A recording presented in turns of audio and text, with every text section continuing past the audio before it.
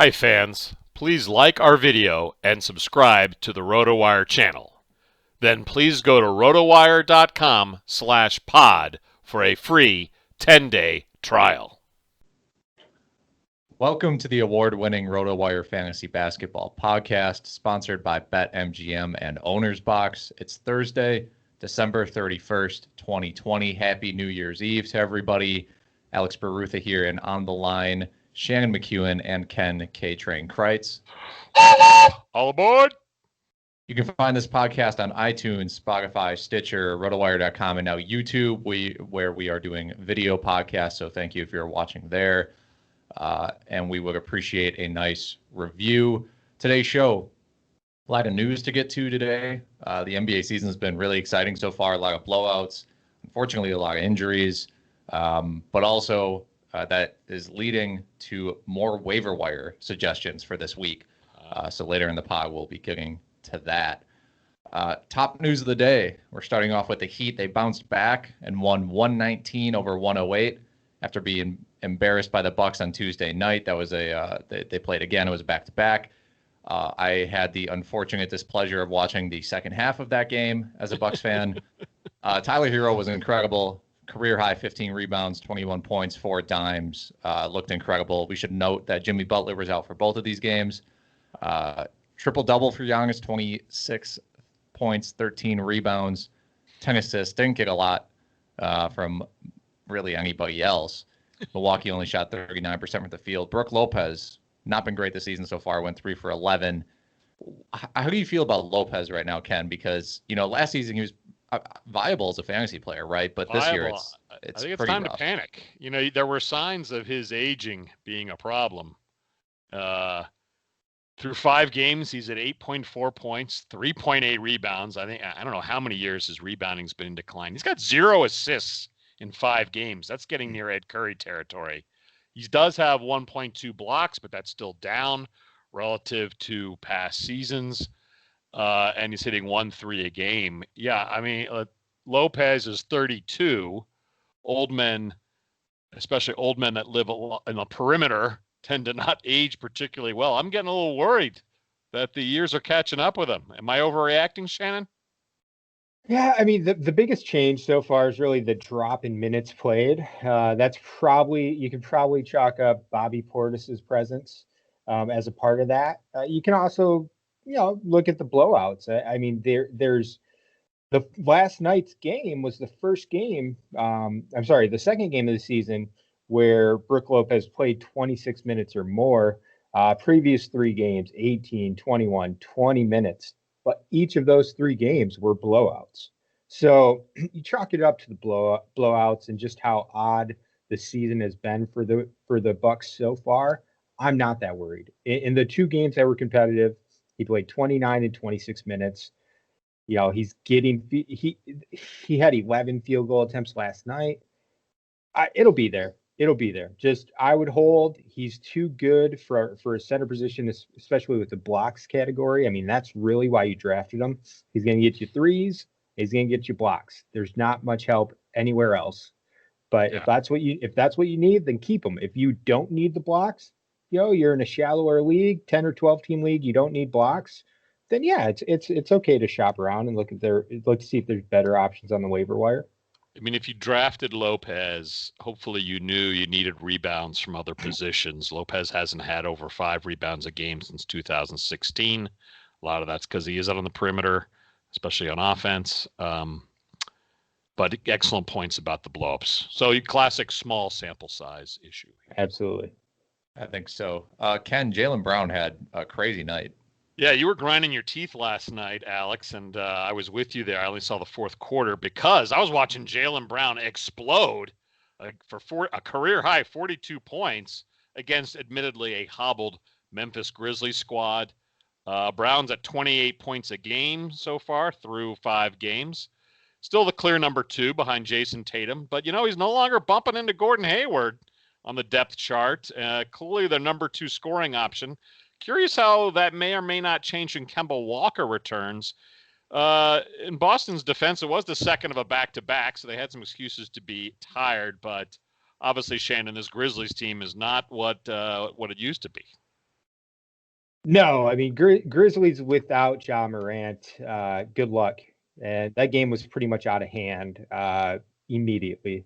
Jaylen Brown, Plus, no Jaren Jackson, as we know, for a while.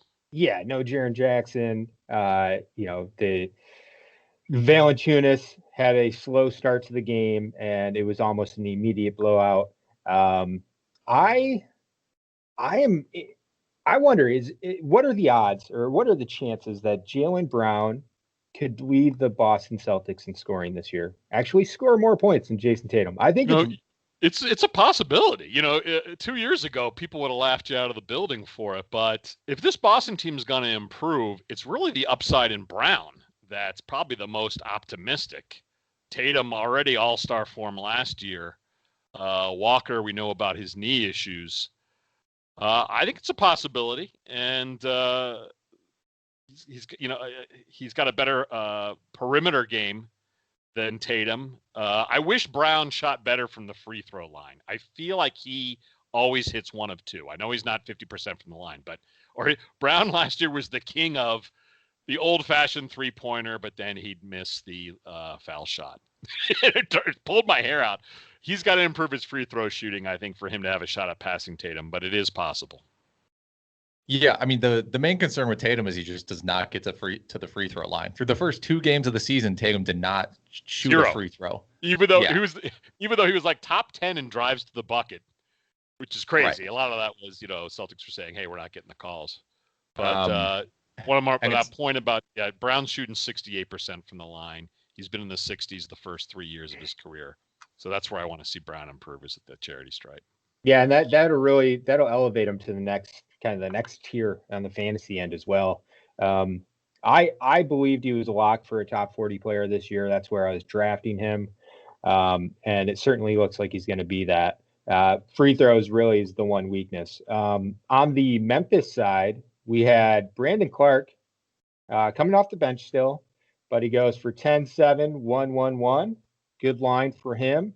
And then this is a game where he should have been getting monster minutes, but clearly that groin injury, he's not 100% from that groin injury. I don't know. I think he's fine. I think Memphis is just hesitant to give him a boatload of minutes. I mean, even last year in his few, there was only 2 or 3 spot starts, I believe, but he still didn't play big minutes in any game, but like 1 or 2. We went over this a few weeks ago where it was like a very limited amount of games that he topped 30 minutes played. And the fact that they're still bringing him off the bench, it's so odd to me. But especially now with all the injuries in their lineup, I don't get it at all. And he was energetic. He sure looked healthy last night. I wrote off the 26 minutes going, they don't want to rush him back from groin injury. But they need some talent out there. They are talent void. They lack talent. Desmond Bane got some nice minutes last night. Yeah, Grizzlies without Morant it's horrible. The concern, I mean, if you have Kyle Anderson and Dylan Brooks, like, that's fine. You're going to be fine. But the problem is I think they're going to get blown out so much that those guys may never really play too much over like 30 or 32 minutes, because I'm looking at their stats right now without Ja Morant. 223 possessions, minus 23 point differential. I mean, that's about the worst in the league in terms of like lineups go. So that whole slow-mo nickname for Kyle Anderson, it really demonstrates itself. When there's no Morant and Jackson on the court. Like, he is really slow. Like, it seems intentionally slow. Yeah, we do need. Let's talk about. I mean, Teice Jones. He's still the pickup with Morant out. He had a rough game, 23 minutes, 3 for 7, 6 points, 2 rebounds, 2 assists. This game was a blowout. That's one of the reasons why he saw less minutes than expected. Most pundits probably have him tabbed for a lock for 32 to 35 minutes with Morant out. I'm at the point now where, like, yes, Jones is worth a flyer. 12-team, 14-team leagues. If you're streaming one of your roster spots, specifically for a point guard, he will be worth it for the 2 to 3 weeks that Ja Morant's out. But I'm also of the opinion that Teice Jones is just not that good, and not going to be he's not going to be crazy productive. He's not going to be a savior. Kyle Anderson, they were trying to make a poor man's Grant Hill last night. The ball was going through his hands almost every possession he was on the court. He did lead him at 9 assists. It was interesting, the point forward approach. Can't say it was particularly effective, but that seemed to be their inclination. Poor man's Grant Hill. That's like blasphemy right there. He's like very poor man's Grant Hill. I was gonna let that one go. That was the intention. Yeah, it didn't happen, but that's what he's they were hoping. A poor man's version of Grant Hill's Gardner. I heard they would have some great pickup games in the Garden, Grant Hill and his Gardner. But anyway, also, Joe's optimism, I should be there. They just don't trust him with the ball. They didn't trust him to run the offense. Yeah, at best he's a game manager point guard, doesn't really shoot. He's just a passer and can rack up steals. That's really about it. So I agree with Shannon. You can stream him. That's perfectly okay. Also last night, the Lillard Paul George rivalry continued, but the Clippers crushed Portland 128 to 105 with Kawhi Leonard coming back. It was the second night of a back-to-back for the Clippers, but they played, I forgot exactly who they beat the night before, but it was a blowout. And so it wasn't really a back-to-back for them. Lillard struggled, 3 of 14 from the field, 4 assists, 4 turnovers. Paul George, great game, probably his best of the season, 23 points, 10 rebounds, 7 assists, 2 steals. Ken, I'm still worried about Robert Covington and his shot attempts.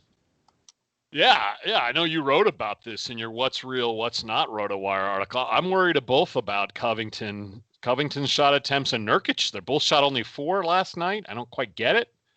The defensive stats are still there for Covington, as you point out in your article. But I'm a little concerned. Is 5 point? I mean, he's at 5.5 points a game now. Certainly expect that to go up some, but this is we know the backcourt shoots a ton for the Trailblazers, but I am getting concerned about Covington and Nurkic. Frankly, tell me why I shouldn't panic on Nurkic yet. Well, it's Alex. Let me hop in here first. I mean, it is the blowout. The blowout situation with Brook Lopez applies to Covington and Nurkic as well. The Blazers have been involved in a couple different blowouts now, both on opening night when Covington and Nurkic had rough games, and then last night when they had rough games. In both of those scenarios, those two players would have seen 5, 6, 7 minutes more and had more shot attempts if the games were close.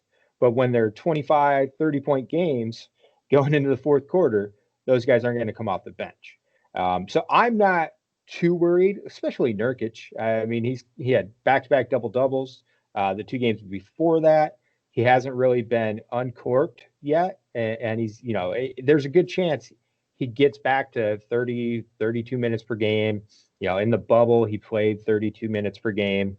I think we'll see that. I think they're just kind of easing him along, and the game flow. It's a game flow situation 4 games into the season, similar to Brook Lopez. Yeah, it's tough. I mean, his per 36 numbers are down, which is a concern, but Shannon's right. I mean, some of these games, the matchups have been tough for Portland. They've had a rough schedule, right? They played Utah on opening night. That's Nurkic against Gobert. That's probably not going to end well. Nurkic had a great game, his best game, or maybe arguably against Houston, right? And they're all small ball. They didn't have anybody. And then he played the Lakers with Anthony Davis, and Anthony Davis didn't have a great game, but him and Gasol are still on Nurkic. That's going to give him some trouble. And then last night, the Clippers don't have an amazing center rotation, but they're an elite defensive team, and it was a blowout. So I think he just needs to get into a matchup where he feels comfortable, and they can feed him a little bit. Because right now it's been like the CJ McCollum show, which has kind of been just very strange because McCollum's leading the team in shot attempts with 22, like more than Lillard. So I'm not really sure what's happening there. He's at 28.6 assists a game, looking like he's about to have a career year. It's kind of a strange start to the season for the Blazers. So I don't want to write off Nurkic at all. Covington, I'm a little more worried about because he's more of a fringe player and kind of just a normal rotation guy. Over to the roster. Yeah. I got a crazy question for Shannon on the Clipper side of the ball. Is 32-year-old Nicholas Batum fantasy relevant again? 11 points, 5 rebounds, 3 assists, and a steal last night. He's starting. seeing 27 minutes a game. He is fantasy relevant currently in a deep enough league. So 14-team league, 16-team league, a deep roster on a 12-team league. Yeah, he's relevant. I don't think he's going to do much more than what we've seen through the first 5 games of the season. But we talked about this a little bit last week. The fact that he started the opener was very encouraging. I picked him up in our staff keeper league. That's fairly deep rosters. We even have like G League players. So he is enticing in a deeper format. Yes. I always have to look up how old Batum is because I always assume he's 34, 35. I don't know why I think he's older. Yeah, he's younger than you think. He's one of those guys that is definitely younger than you think. So 1988, do the math there, Ken. 32. If you want something really scary, Batum is younger than Steph Curry, which is unbelievable. Batum, ranks 111th in 8-cat leagues. So, like Shannon said, you can pick him up. Streamer. Yeah. Okay. Shannon, we had the Nets beat the Hawks last night in a really fast-paced game. Yeah, 141 to 145, ending the Hawks' unbeaten streak. John Collins leads the way for Atlanta with 20 shots. Collins and Young both scored 30 points each. Gallinari, right ankle sprain after missing some time already with a left foot injury.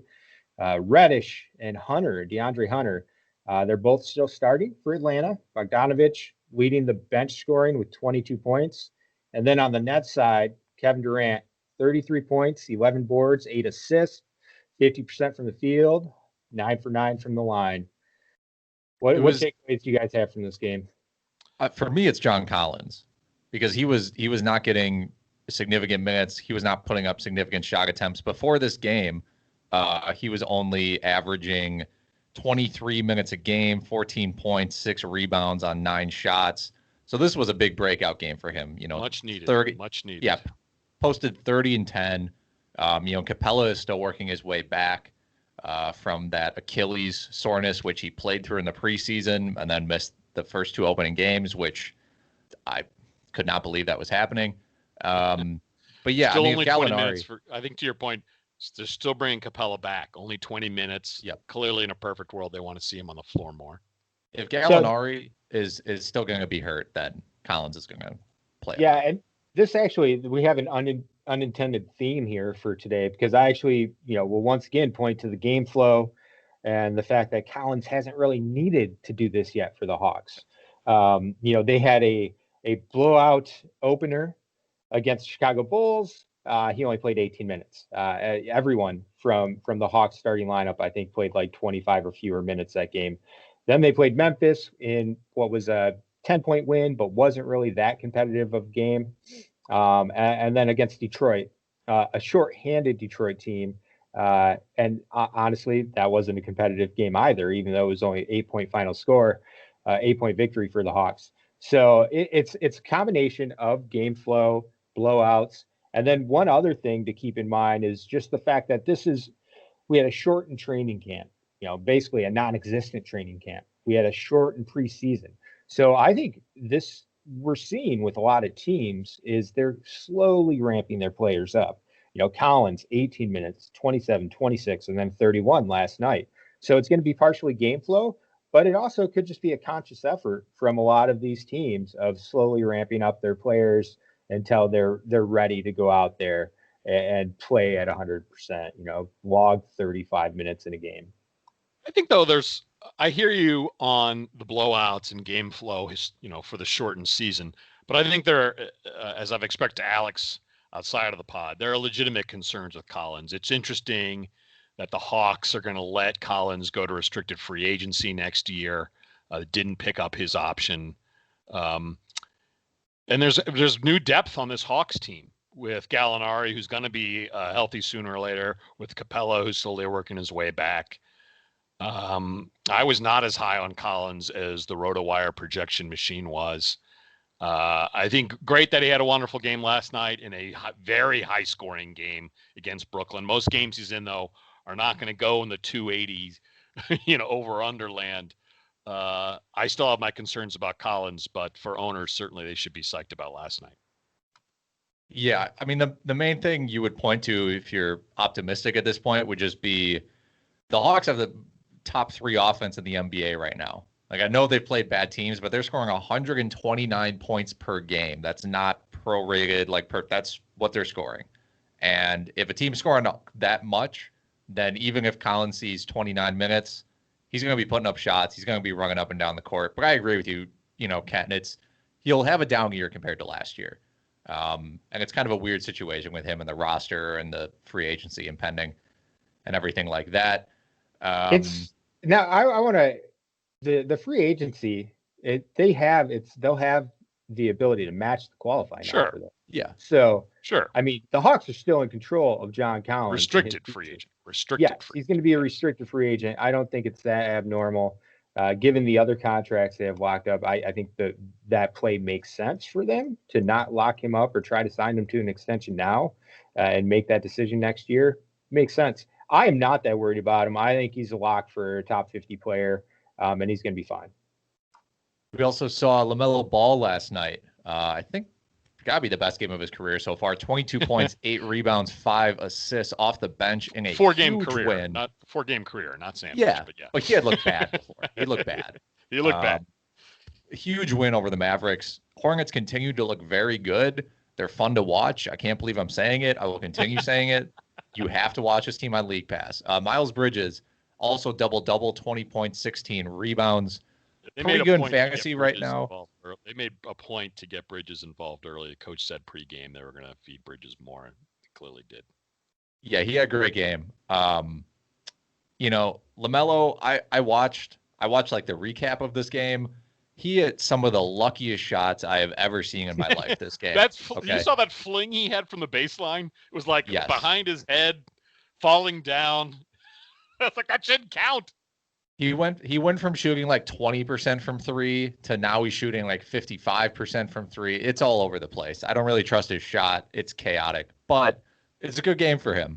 And Ken, I want to get your opinion on LaMelo, and then I'll toss it to Shannon quick. But is this a guy you're even remotely interested still in trading for? I mean, are you worried that this game's not real? The name value is always going to be higher than the actual shot percentages. And right. You said you can't believe that you're saying they're entertaining to watch. I can't believe that I'm about to say that I think this team has some depth. Which I never thought I'd say that about the Hornets, but I think it's going to be different guys each night. And I do wonder if Cody Zeller getting hurt actually is the nudge they needed to go more small ball anyway. They talked about playing Washington at center. They want to get Bridges minutes, but don't want to start him. Well, they've got to go small to do that. So I wonder if Zeller getting hurt is actually going to help them. And I am curious to see. But there are going to be nights when Graham leads this team. There are going to be nights when Rozier leads this team. There are going to be nights when Hayward leads this team. So I don't know how many big ball nights stat-wise there can be. But I am horribly biased against the Ball family. Shannon, give your take here. His per 36 and his shooting percentage are extremely encouraging. He per 36, he's averaged 18, 9, and 6 with 2.2 steals, 3.6 3-pointers, 45% from the floor, 83% from the line, 53% from downtown right now. There's a lot to like. He played 29 minutes last night because it was a blowout. That's the reason why he and Bridges played more. This game was extremely out of hand in the third quarter. They ended up winning by 19 points, the Hornets, and they got outscored in the fourth quarter by 10. So, they still played Gordon. They still played Gordon Hayward 31 minutes. Like, they weren't necessarily resting guys. After the third quarter, the game was over. It was 29-point deficit for the Mavericks heading into the fourth quarter, and the bench played the entire fourth quarter for the Hornets essentially. That's just got to be factored in. Those guys were a part of it. Bridges and Ball in the second quarter, they were a part of building the lead. But seeing them play 29 and 30 minutes, we're not going to see that most nights. All right. But it's still encouraging on a whole. What Ball has done, he's been much better, much more efficient than I thought he would be to date. But it's only 4 games. So, I think he deserves more run in the near future. If, it just depends on if the Hornets are winning, then maybe they continue to deploy him as a reserve. But I'm much more intrigued by him now after seeing 4 games than I was prior to the season starting. I guess my main concern is he's going to be a 17 per minute. Like, he's locked into his 17 minutes, and that's what he's just at for the rotation. And then he'll see more whether or not they get blown out either way, or whether he's playing extremely well. And now his minutes, I don't know. If he's not going to see more than 20 minutes a game, he's just not going to be fantasy relevant, I don't think.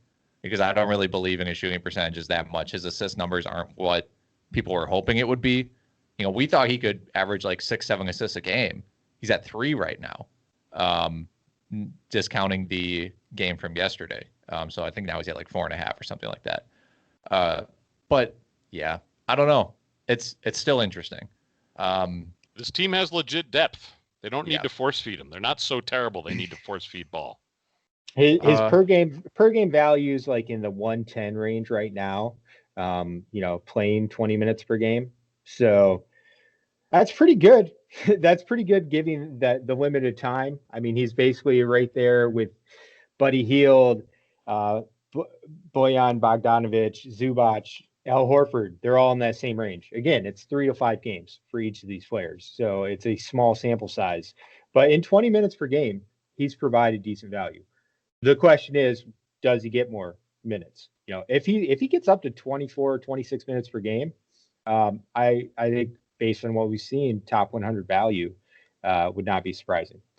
But clearly, whoever drafted Ball was high on him. Probably one of those owners that loves to go in on rookies. Yeah. So you're going to have to overpay in a trade. I sure wouldn't do it after one big game. We are going to see Rui Hachimura return tonight for the Wizards. Yeah, it's kind of odd news. He was supposed to be out 3 weeks to conjunctivitis in his eyes, but he's only missing. Turns out he's only missing first 4 games. They were all losses for the Wizards. We discussed him a little last week as a free agent option. Washington needs him. They're getting almost nothing from the front court after Beal and Westbrook do so well in the backcourt. Let's remember that Hachimura averaged 13.5 points a game and 6.1 rebounds, as well as 1.8 assists last year as rookie season. They'll certainly get fewer touches with Westbrook around. Anyway, nice news. We're always harping on who's injured, but Hachimura coming back for the Wizards tonight. That's big for them because he might be their 3rd or 4th best player. Yeah. He's Scott Brooks already said he's only going to play about 20 minutes in his season debut. If you're in daily leagues, you have other options. I don't think Hachimura is necessarily a immediate plug into your lineup. You can kind of wait and see. I think by if you're in a weekly lineup league, by next week's period, you'll probably know if you should activate him. But for season long, the days of him being available a lot could be dwindling quickly. If you don't act now. Absolutely. Yes. You may never be able to. Okay. And that brings us to our main topic, which is the early waiver wire targets, basically a part 2 from last week. But again, early on in the season, so much is happening. Stocks are up, stocks are down. So we're going to look at some more guys again. First guy I'm going to highlight quickly, Tyrese Halliburton. He's 3rd right now in Rookie of the Year odds. Has looked really good, especially if you're in a 9-cat league, because he only has 3 turnovers to, I think, 25 assists or 21 assists. And one of those turnovers was a fake turnover at the end of a game where Buddy Hield, I think, handed him the ball to run out the shot clock. The classic veteran rookie move, make the rookie eat the TO at the end of a game. Halliburton, a guy who I think fantasy managers were higher on him than like legitimate NBA like general managers.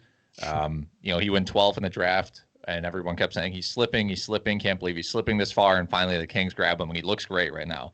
11 points a game on 6 shots, which is great. 56% from the field, 50% from 3. Again, if you watch him, he has one of the strangest looking forms you've ever seen, but it goes in, and it's been going in his whole life. It's like his elbows work a little differently. Like Yeah. they sort of bend a different way. 5 assists a game, also again to only 0.8 turnovers, 1.3, 1.3 combined steals and blocks. So more valuable in a 9-cat league, but again, either way, he's someone who I think he has to be rostered. And right now in Yahoo, he's only in 48% of Yahoo leagues is he rostered, and he's the 83rd ranked player in 8-cat leagues right now. So definitely get him on your roster. Ken, who are you looking to add? First of all, I agree on Halliburton. I love how he's not turning the ball over. I'm going to add an old guy, seems old, Enes Kanter, playing a lot of minutes as backup center against those Trailblazers, getting a lot of double-doubles off the bench. He's only 33% rostered. This is what Enes Kanter does. I mean, if you need 3-pointers, he's not where you're going. But if you need rebounds and points, if you're in a points league in particular, Kanter, they keep giving minutes too. They like him in Portland. He's been there before. Anyway, especially if you're hurting for some center help, look for Kanter. He's available in 33% of leagues. I will say for rebounds, he is a decent option in deeper leagues. But I stand by my the theme we discussed earlier, and the fact that those minutes are going to be going to Nurkic once the games are tighter. One of my, I'm going to mention a couple guys. First, just we would be remiss to not mention Darius Garland, top 20 value per game value right now through the first 4 games of the season. He's still still available in like 21% of Yahoo leagues, which is insane. He should be owned no matter what size league you're in. I don't. That ownership's too high to list here, Shannon. Come on. I don't care if you're in a 6-team league. Darius Garland should be owned right now. He's averaging 18.5, almost 8 assists, 4 boards, couple steals. He is legit. He's taken that second season leap. But let's go for guys that are owned and yeah. Are you going to suggest Paul George next? Did you draft Darius Garland anywhere, Ken? Do you know how many leagues he was undrafted I tried. in? My leagues are very competitive. They like Garland. He's not available in any leagues I'm in. That's for darn sure. He was undrafted in like 70% of 10-team leagues. So not my leagues. His ownership should be like 95% on Yahoo, at least. Okay, a couple lower owned guys. Darius Bailey, we talked about. Darius Baisley, starting for the Thunder. He's only owned in 60% of Yahoo leagues. That needs to be rectified. And Kelvin Johnson, another. Wait, back up on Baisley. Another interesting point of Baisley. If the Thunder are going to keep resting Horford, they gave Horford the second of a back-to-back off this week. That's even more rebounds for Baisley. In fact, they're going to line him up at center in some small ball lineups. Yeah, Baisley's actually kind of off to a slow start. I mean, he's flashed some potential, but he's only shooting 38% right now. I expect his numbers to really improve here as the season wears on. And then Kelvin Johnson is breaking out for the Spurs, averaging 12 points, 7 boards. He can get you some defensive stats, hit threes. I like him a lot, 58% owned. It looks like he'll probably continue to start. We'll see what happens when Derek White returns. But there's a good chance that LaMarcus Aldridge gets the minutes at center and they play Kelvin Johnson and at the 3 and the 4 and go with a smaller lineup. He's top 100 value right now. I'm with you on both those guys. Baisley's shooting is going to improve. That's the main thing. And Kelvin Johnson, I'm a little biased since I saw him in person playing the G League. But it was obvious then that he was like the only NBA player on the court. And he's got great NBA size. He can score from anywhere. He's a decent passer. And I'm with you on Kelvin Johnson for sure. Rebounding well also for a 6'5" guard, essentially. Yeah, he's a big guy. He looks like a forward, but he has guard skills, which is good. I'm going to mention Josh Jackson. As much as it pains me, he's playing. He is playing for the Pistons. Now, one of those games, Griffin and Rose sat out, right? So he got more run, more usage, etc. And his shooting is pretty unsustainable, right? 51% from the field. But he's taking 13 shots a game. He's playing 26 minutes. And we know he can rebound well, and we know he has defensive upside. And if you give him the ball enough, he can make some assists. And it's just, he 37% in Yahoo and 15% roster and ESPN is just too low for a guy who's clearly in the rotation and that we've seen before have stretches where he's looked good. He's also had stretches where he's looked bad, but he should at least be on someone's bench, I would say at this point. I know I sent you guys a message on opening night, and I said Josh Jackson is the best player on the Pistons right now. And I mean, it was I fine. thought you were referring more to the Pistons than Josh Jackson. No, like it was the fact that he was the best player on the court for the Pistons. It was, I said he was their best free agent signing when I sent that message to you, and it was half in jest, but he really was the best player of that game. There's going to be plenty of other opportunities where Blake Griffin or Derrick Rose sits and Jackson gets extra runs. So I'm totally on board. I agree with you, Alex. And I will say his shot has improved. It looks way, way better. If your only exposure to Jackson was like his disappointing rookie year, his shot's better. He's not as broken as he was coming into the league. Well, Detroit and the Thunder are two teams that are worth gambling on the first third of the season because those rotations are not set. And who knows who could be, who their go-to players are going to be 15, 20 games from now. Speaking of the Thunder, Ken, you have an old Thunder guy that you can pick up off the waivers. In every league I'm in, I seem to be the guy that tries to squeeze one or two more drops out of old people. And I'll say, especially if you're in a deep league, George Hill seems to be locked into their starting lineup and getting mid-20 minutes a game. Decent assist source, decent three source. He's owned in 28% of leagues. I mean, admittedly, this is a deeper league suggestion, but George Hill is going to get as many minutes as his old man legs can handle. So we'll see. And I suspect they don't want all kids out there. They want somebody like Hill and Horford educate these guys in the proper way to play. So anyway, deeper league suggestion. Also, I just couldn't resist recommending somebody really old. Yeah, I mean, his percentages are going to go down, but 11 shots a game, 25 minutes. Again, we've only seen him play 2 games, so we're not entirely sure where his minutes stand, but I agree with you. I mean, he's going to be a good source of threes. He's a high floor player because he can do a little bit of everything. I mean, it's, again, deeper leagues. High floor player. He'd be a good guy to have on the bench. Good point. High floor player when he's got a 4-week game and your other guards don't, you can rotate him in. Right. Shannon, do you have anybody else for us? Yeah, and I know you want to discuss another player from this team, but I want to talk about Anthony Edwards for a second. Sure. I've been really impressed by him so far. He's not doing anything stats wise that really jump off the page, but he's been solid. 15 points, 2.3 rebounds, 1.8 assists. He's hitting 2 3-pointers per game. 33% from downtown, 42% from the floor.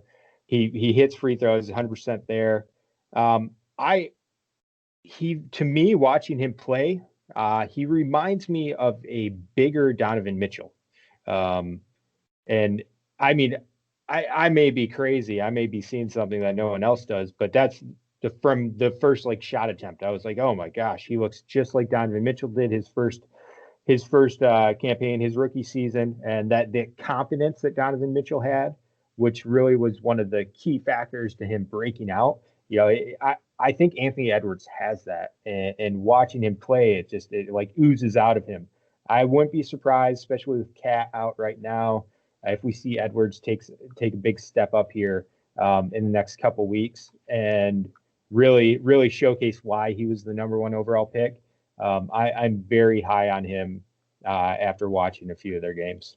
Alex, we got to set some sort of percentage limit or ceiling for these waiver wire chats. Come on. Edwards is owned in 2/3 of the league, Shannon. Ken, you're talking about players that should have retired 3 years ago. People don't need to listen to a podcast to learn about the number 1 pick in the league. Why is he available in 33% of Yahoo leagues then? I'm just telling you some insight that I found from watching him play. To pods. Those are like high school kid leagues. If Towns is going to be out for a while longer, someone is going to have to score on this team. Yeah. I think they're smart, though, to bring him off the bench. We all know he needs development. He didn't light the world on fire at Georgia.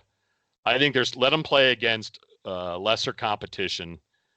I hope for his long-term development, they don't inject him into the starting lineup because Towns is out. I think he might be starting their next game. I think Jarrett Culver's probably going to move to the bench, and they're just going to put Edwards in there. They've been hesitant to go with like the 3-guard starting lineup, but I think he's going to be starting very soon for this team. There's also, I think, a good chance Ryan Saunders is going to get fired soon. As an aside, and then you do start making more desperate moves and not worry about the long term when you're on the hot seat. Yeah, Minnesota right now, if you take out garbage time, has the worst net rating in the league, worst team in the NBA. And Ricky Rubio said the other day that they're worse than their record. He said they're worse than they're actually playing. Incredible. Yeah, I'm with you, Shannon. I think a decent idea to target Timberwolves guys. We still don't really know about Towns. So Naz Reid, also an option. 23% of Yahoo leagues. Is what he's rostered in. Again, the concern, it's like with the Grizzlies. If Towns is out, there's a chance Minnesota is going to get blown out almost every single game, and 30 minutes won't be readily available for everyone on this team. But until we know, I think Naz Reid should be rostered because if he's going to play 28, if he plays 28 minutes, he'll have some fantasy relevance. Right now with Towns, Alex, isn't this the same wrist that he had issues with? They say it's a different part of his hand, but it seems disconcerting. So it's the same wrist. It's a concern. It's a concern for sure. But when they said weekly, we're going to check in on him weekly. The weekly thing is what made me get pretty aggressive in going for Reed in some leagues, especially in one of our leagues, our 14-team league where I have Towns. I was like, I am not letting anybody else get Naz Reid's production because the weeks thing, very scary. Ken, you got one last guy for us? Yeah, if you need threes, Cameron Johnson, the sophomore in Phoenix. We always talk about how sophomores don't get the attention they deserve. Cameron Johnson, Shannon, only rostered in 23% of leagues. Shot 39% from behind the arc as a rookie. Also can get you blocks. Has the pedigree. 11th pick last year, even though people dogged the Suns for it. Phoenix looks pretty smart. And, I'll say it, the Suns, it's an interesting move with Chris Paul, but this team still lacks depth. And I think Johnson's going to get plenty minutes as the first guy off the bench for the Suns. I've got one better for you. This guy's only owned in 21% of Yahoo. And he's a better option than Cameron Johnson. Patrick Williams starting for the Bulls. Their first-round pick, their lottery pick this year. It's averaging 10. Hey, he's getting some steals, getting some threes. 11 points per game, good percentage, good free throw percentage, 92%, which is damn good for a rookie. I like where Patrick Williams is at and how the Bulls are deploying him. A little bit more than Cameron Johnson, but I agree that Cam Johnson is also a good target in deeper leagues. Weird. Okay. So who do you think has the better season? I'm asking because I literally don't know the answer. You think Otto Porter or Patrick Williams has the better season for the Bulls? I think they're going to be very comparable in their production. Because Porter's shown so far in the first four games this year that even if he's getting 20 minutes, he can put up a decent line. It's going to be I think it's a toss-up. Yeah. Alex, any opinion one way or the other? It's a tough call. I would trust.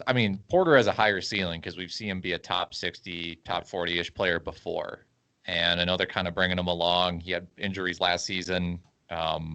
So I would say Porter, but they could end up trading him. It's tough to say.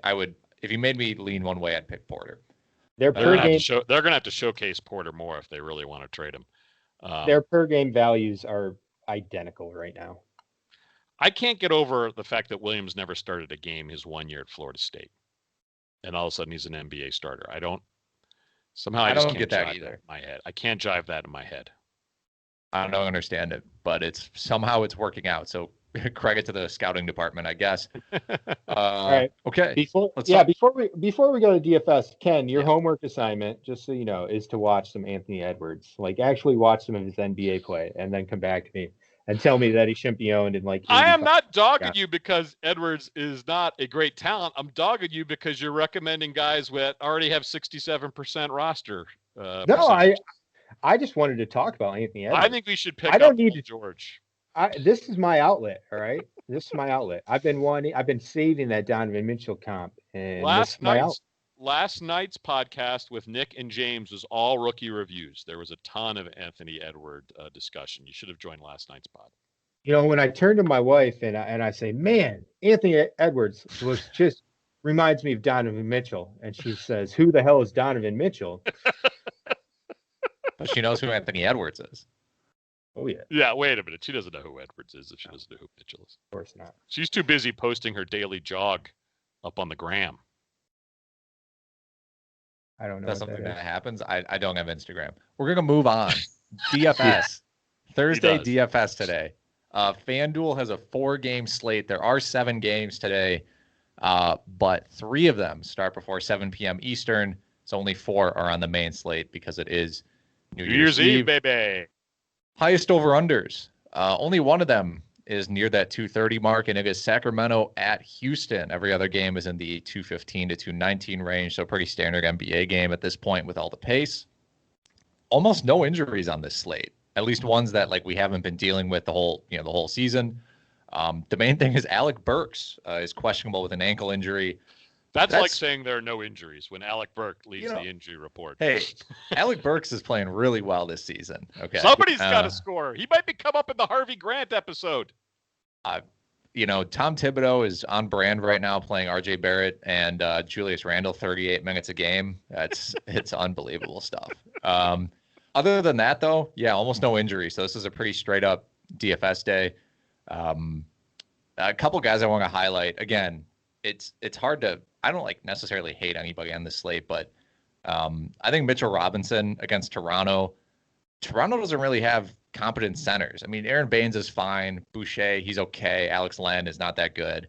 One of these days, Robinson is going to go off, right? Because he's seeing 30 minutes a game recently. And they're not playing well. They're not playing Nerlens. Right.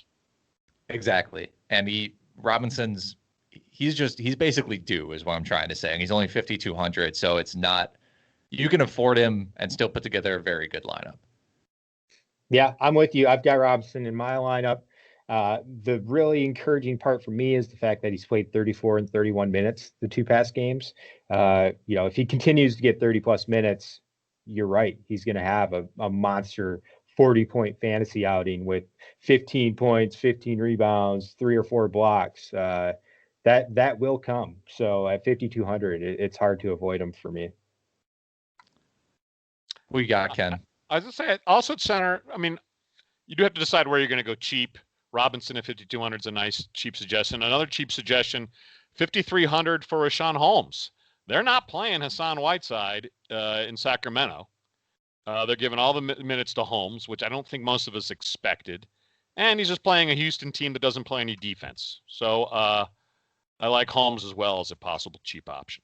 But sticking with that game in the center position, though, DeMarcus Cousins making his season debut, $6,500 on FanDuel. Are you guys at least considering that? It's no idea how many minutes they're going to give him. Just no idea. 35 wouldn't surprise me. 15 wouldn't surprise me, That price is rough for me. Yeah. If he was at 5,900, sure. Right. 65 is tough because you basically need 30 to 35 fantasy points out of him. And again, he can put that up in 20 minutes. He can. It's just he needs the ball in his hands, though. How many shots is he going to get to? Yeah, and Christian Wood's been playing really well. Obviously, PJ Tucker's pretty locked into a role. Again, it's a small enough slate where if you're trying to play a GPP and you want to, get some guys who are low roster on your team, maybe Cousins. But at the same time, the hype for him coming back is relatively high. So I don't know if his percentage roster is going to be as low as you might hope it is. Someone like Holmes is probably a guy you want if you're going to try to avoid the roster percentages. But kind of like Hachimura, I'm just going to say, I don't know what kind of shape he's in. Can he handle more than 20 minutes a run? Maybe. I honestly don't know one way or the other. He looked really good in the preseason, and he looked like he was in the best shape of his career. Not just, preseason hyperbole, like he legit looked that good. I agree with Alex though. 6,500, too costly for my taste. I do want to mention Cousins for Yahoo's DFS slate. He's $10. He's a minimum price player for tonight. So I've got him in my Yahoo lineup. Yeah. And I've got him in my DraftKings lineup as well because he's only 5,000 on DraftKings. But those prices are easier. That's a much better price and something to take advantage of. But 6,500, I can't do it. There's too many lower priced options that are solid on FanDuel center. Yeah, and even high price center Gobert against Phoenix is only 7,700, and Ayton's not guarding anybody really. And Gobert's, I think, crushed value on every single game he's played. If you're looking at the 7,700 price tag, so I don't even mind him if you're looking to pay up, on FanDuel. So that's a guy. I don't know. Again, the roster percentages are tough to call, but he's a guy I would look at as well. And I also I'm with you, Ken, so I'll let you take the floor on this, but I think Elfrid Payton is a guy. I think he's gonna be relatively popular. But he might be. I mean, he's looked cheap, good lately. My only contribution to the DFS section is to throw out a few cheap names. I like Elfrid Payton against Toronto because he's their only healthy point guard. Austin Rivers is making his debut for the Knicks. I think it's his debut, but is playing for the Knicks tonight. But Smith is out. Frankie Smokes is out. I'm not saying these are blockbuster players, but Payton, and we know about Thibodeau, loves to play his guys till their knees bleed. Payton could see 33, 34 minutes tonight. Wouldn't be surprised at all. And Toronto hasn't been playing that great defense yet. So at 5,200, I like the flyer on Payton. Yeah, Payton saw 36 minutes last game. Burks is questionable. I think if Burks is out, I feel a lot more comfortable with Payton.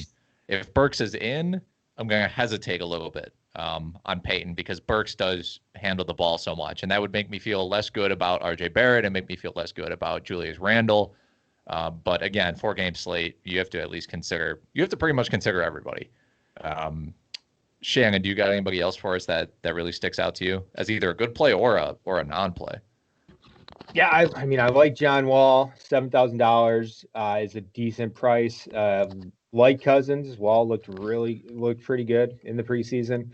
I liked what I saw. I am having a very hard time moving off of two high-priced options in Julius Randle, 8,000 at power forward, and Brandon Ingram, 9,400 at small forward. They're just, with the lack of other options at those two positions, I feel like those two I have to have locked into my lineup. Yeah, I Randall's like just going to keep playing until he passes out. Yeah. He's going to be the new Jimmy Butler, young Jimmy Butler with Tibbs in Chicago. Yeah, I think you could. Go ahead. No, go. Please continue with the Randall discussion. Well, I was going to say, I think you can almost. I mean, that Toronto-New York game, kind of an interesting stack. Randall going up against Siakam. Those guys playing against each other. New York is not great. But they've had offensive flashes, obviously. I think that's an interesting game because you have a lot of guys that have high usage. You have Lowry in that game, Van Vliet's in that game, and Anunoby's he's a mid-priced option at this point. I think he might actually be a little overpriced. But RJ Barrett, Randall, we know for both of these teams who gets the ball and who handles it. So I do like that game as kind of a target. But Randall's a guy I like. I also like Al Horford. Against New Orleans, 5,400. I'm taking Ken's strategy at 5,700. That's also fine too. I'm a little worried with Horford back, but like we alluded to earlier, Bazley hasn't been shooting nearly as well as he can. So that's an option too. And they're gonna play Horford at center because we saw last game Muscala is just not gonna. He's not. He really could be 8 foot, and they're not gonna play him at center. Right. I don't love Bazley's price. But it's not prohibitive for your lineup, so I'm okay with throwing him in there. Yeah, I like Bazley at that price. I think it's a decent price. I currently have Siakam and Randall at power forward, so essentially if I move off of Payton, I'll probably move from Siakam or Randall to Baisley. On your FanDuel lineups, guys, who's your most expensive player? I've got Westbrook. I just can't resist him against the Bulls' lack of defense. Yeah, if you're playing the earlier slate, I think Westbrook's pretty much a must start. That Bulls Washington slate game for the earlier slate is definitely the one that I would target. Yeah, I would just load up on all those guys. For the main slate, it's Ingram and Randall really for me right now. And then the one guy who I think is a must avoid is Christian Wood. 8,800, and we don't know how many minutes he's going to get. It's not the same. It's you can't compare his first two games to this game because the Rockets' entire roster, except for James Harden, essentially was out. So right. Wood and Harden were taking like 70% of the shot attempts in those two games. You got to believe John Wall's going to get some shots tonight. Yeah, John Wall. We don't know how Wood and Cousins will be deployed, if they'll ever be on the court together. That's a serious question. They might only both see minutes at center spot and split those minutes, 60-40 in Wood's favor. And if that happens, it's just Wood's not as appealing, especially when he's that highly priced. Even if you're Coach Silas and in your head you're like, I'm more invested in Christian Wood, he's my guy. You still, though, might throw Cousins a bone in a bunch of extra minutes for his first game back as just kind of a confidence builder. Sorry about the whole COVID thing for the first few games. Like, why not give him some run if he's got the legs for it? Yeah. It's tough.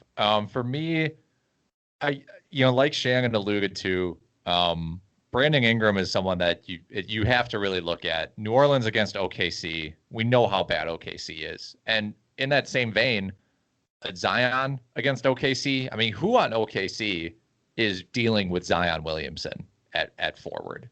I have no idea. I really don't know. You're saying Baisley looks a little thin? Yeah, Baisley's a little thin.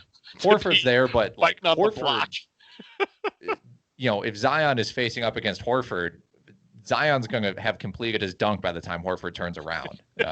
So like, I don't know. And I mean, you can put together a decent lineup. Like, so right now, I'm messing around on the optimizer. I have 4 guys locked in.